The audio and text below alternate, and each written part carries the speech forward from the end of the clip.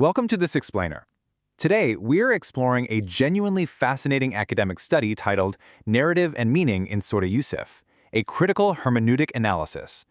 We're going to examine exactly how an ancient text uses brilliant, meticulously structured narrative design to teach enduring ethical lessons. You see, this isn't just about reading a story. It's about decoding the actual architecture of a narrative to uncover how it actively shapes our understanding of morality, justice, and human resilience. It's like a master blueprint for character building. Okay, let's dive right into this. Here's our roadmap for today.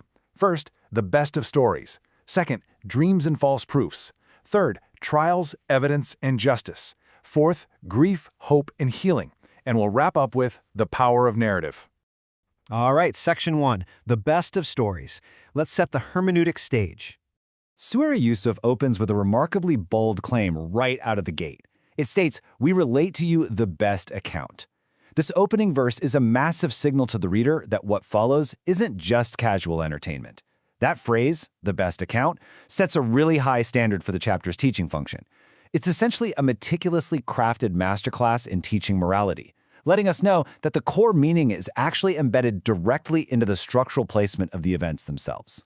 So how do we actually unpack a masterclass like this? Well, researchers use a framework called hermeneutics. Basically, this is the disciplined study of interpretation. Hermeneutics treats reading as a dialogue, a dynamic conversation, connecting the text, the reader, and the historical context over time.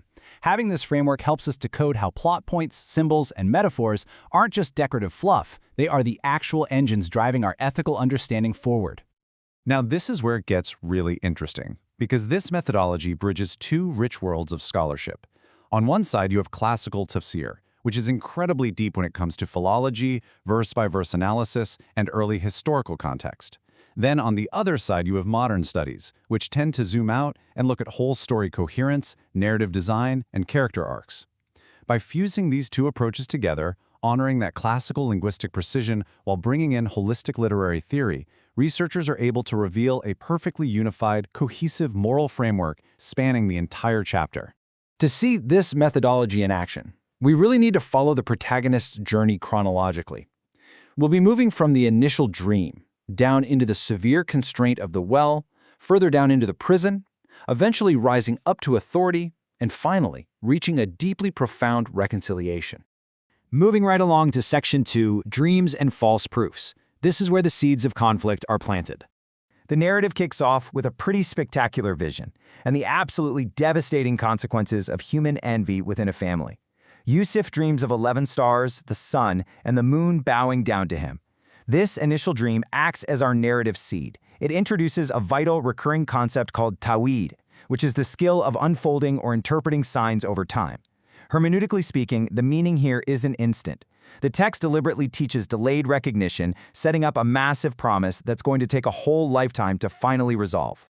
But man, things go south quickly. We immediately hit the first trial. Driven completely by envy, Yūsuf's brothers plot against him and drop him into a well. And to cover their tracks, they bring a blood-stained shirt back to their father. Pay close attention here, because this introduces the very first use of a brilliant repeating motif, the shirt. Right now it's weaponized. It's a completely fabricated piece of evidence used for deceit, perfectly illustrating how envy can just completely warp the truth and shatter family bonds. Faced with this agonizing, fabricated evidence, his father Yaqub exercises what the text calls sabr jamil. And this is absolutely crucial. It brilliantly illustrates a core ethical concept. Sabr jamil loosely translates to beautiful patience, but actually, scratch that. It is absolutely not passive waiting. It is an incredibly active, morally steady restraint. Yaqub completely refuses to give in to slander or hysteria. He manages his intense grief while steadily, calmly seeking the truth. It's a masterclass in emotional and ethical resilience. Which brings us to Section 3, Trials, Evidence, and Justice. Maintaining integrity in the dark. So Yūsuf is sold into slavery, trafficked to Egypt, and faces entirely new trials that are going to deeply test his wisdom and his ethical grounding. He's treated as a commodity, sold for just a few measly counted coins. Yet the text does something amazing here. It holds two truths simultaneously. It doesn't sugarcoat or erase the trauma of human trafficking and wrongdoing, but it frames that harsh reality squarely against the backdrop of a divine purpose, asserting that God's plan is prevailing even when human beings are acting terribly unjustly. It's a very grounded, realistic framing of hope amidst severe displacement. Now, in his new household in Egypt, Yūsuf faces an attempted seduction. He seeks refuge in God and flees, and as he does, his shirt is torn from behind. When he's falsely accused, a decisive sign, or burhan, emerges. Remember the shirt from earlier? Well, it's back. But notice the shift. It transforms from a tool of deceit into verifiable forensic proof.